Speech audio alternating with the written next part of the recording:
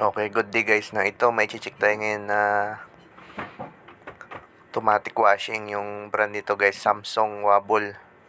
Yung 10 kilogram guys, digital inverter.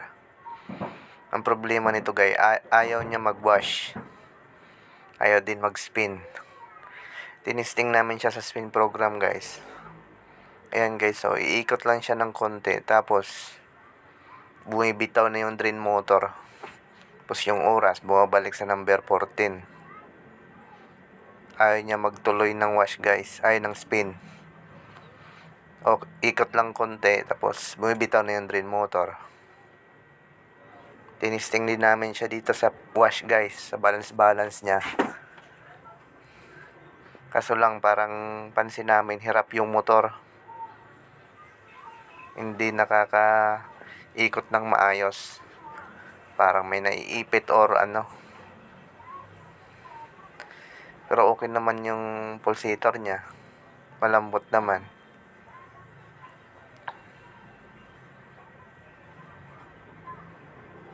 Ayan o, iikot lang siya konti. Di talaga siya nagtutuloy ng balance niya. Ang nagbabalance ng damit, di niya tinutuloy. Hirap na hirap siya, ayan o.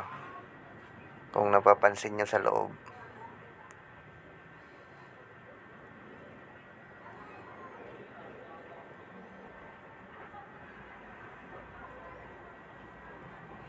Tapos, ayaw niya talaga mag-wash guys.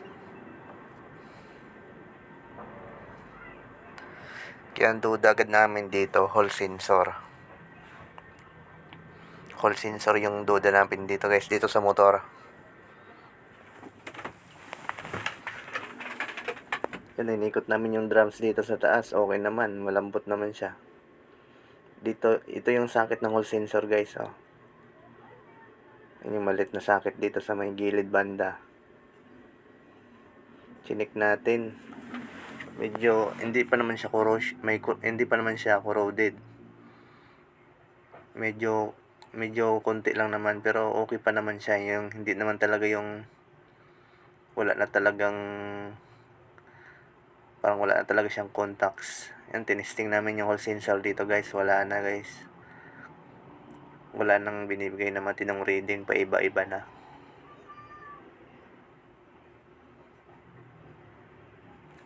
Kaya yung sa isip namin guys, hall sensor talaga to.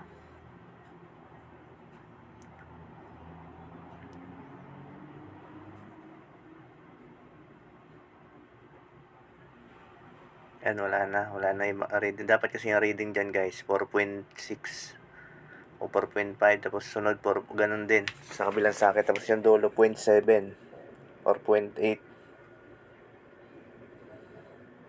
Yan ang mga tamang reading. Buksan natin yung pinakamotor niya guys. Tingnan natin palitan natin yung hall sensor dito. At saka i-check na rin natin siya dito. Actual.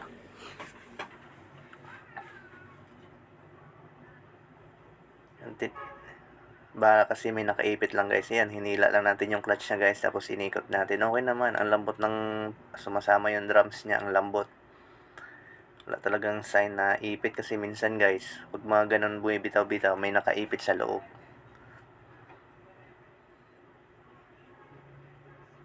Pag matigas din, bumibitaw-bitaw din kasi yan. Pag matigas yung drum, hindi niya maikot. Yan, tanggalin natin yung motor.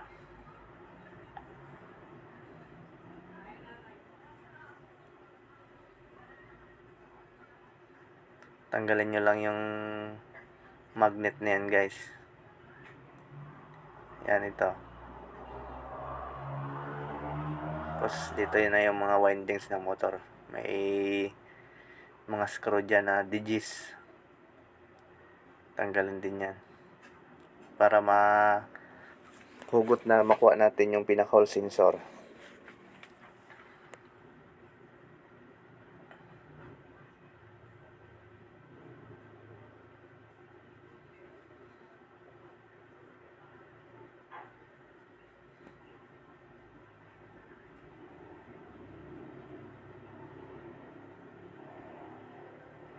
Yan, pag matanggal na guys, yan na. Andyan na yung hole sensor sa likod. Gutin niya yung sakit ng motor tapos yung sakit ng pinaka hole sensor. Medyo matigas lang.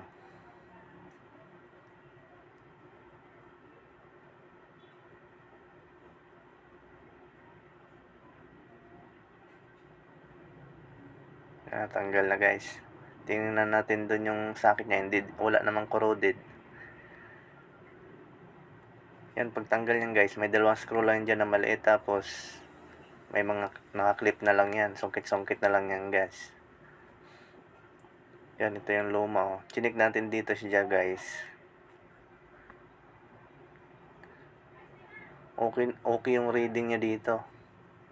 Okay yung mga reading niya. Tapos, yan, mayroon tayong bago ulit. May bago tayong dala. Check din natin to kasi minsan kasi may dumadating na mga sira.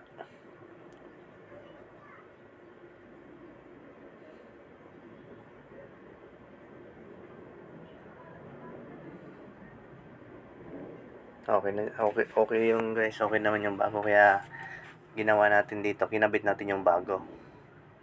Kasi para sigurado lang, testing natin.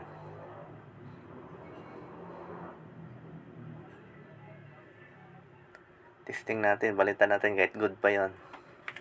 Testing na natin kung obra ba or yun talaga may problema. Kaso sa pag-testing namin dyan guys, wala guys. Sablay, ganun pa rin. Ganun pa rin ang problema. Kaya ang ginawa natin yan guys, yung sakit niya dito sa baba, papuntang taas, kinontinuity natin. Ito yung problema guys. So, yung yellow na to, wala na siyang continuity dun sa baba guys. Pagaling dyan sa pin sa taas, so dyan. Pagdating dun dyan, tapos pagdating sa baba, wala siyang continuity. Yung tatlo niya wire guys, meron. Siya lang wala. Yan ang hinugot dito guys, oh. Ayan guys, oh. Hindi na pala connect doon sa pinaka pin niya. Dito pala kinain ng corrosion sa ilalim ng sakit niya. Kaya ang ginawa natin dyan guys, binalik natin yung lumang hole sensor. Tapos yun, hindi na natin dinaan dyan sa sakit guys, yung yellow. Pero chinek namin yung iba dyan guys, yung ibang mga pin dyan, okay naman siya. Ito lang talaga yung yellow ang bumigay. Yung iba okay naman yung pagkakapit. Hinila-hila natin, okay naman. Ito lang talaga yung yellow, kaya hindi na natin siya idaan sa sakit dyan. Bypass na lang natin yan.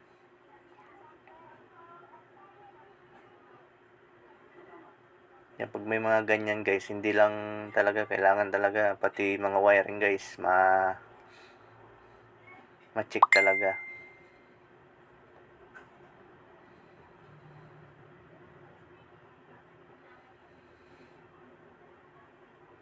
Yan, mamaya na natin balutan. I-testing na muna natin.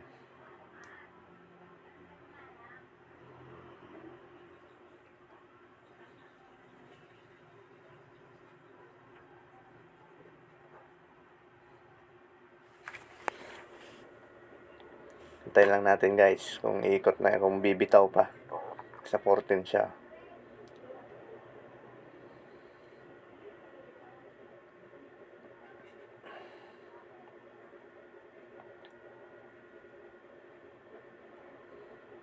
Yan guys, okay na. Napapansin niyo yung loob niya. Umikot na siya guys. Ayan no, hindi na niya bumitaw yung drain motor. Hindi na bumabalik yung oras niya. Okay na yun guys, natapos niya na yung cycle na yun. Inulit natin, tinesting natin ulit para sigurado. Para wala talagang back job guys. Kasi malayo din yung pinuntahan namin na to.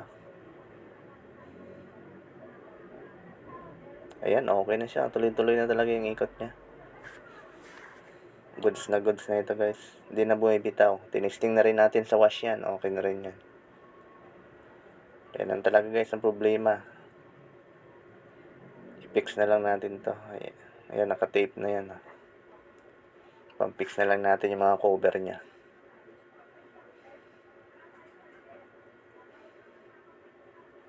Okay, maraming salamat sa panonood.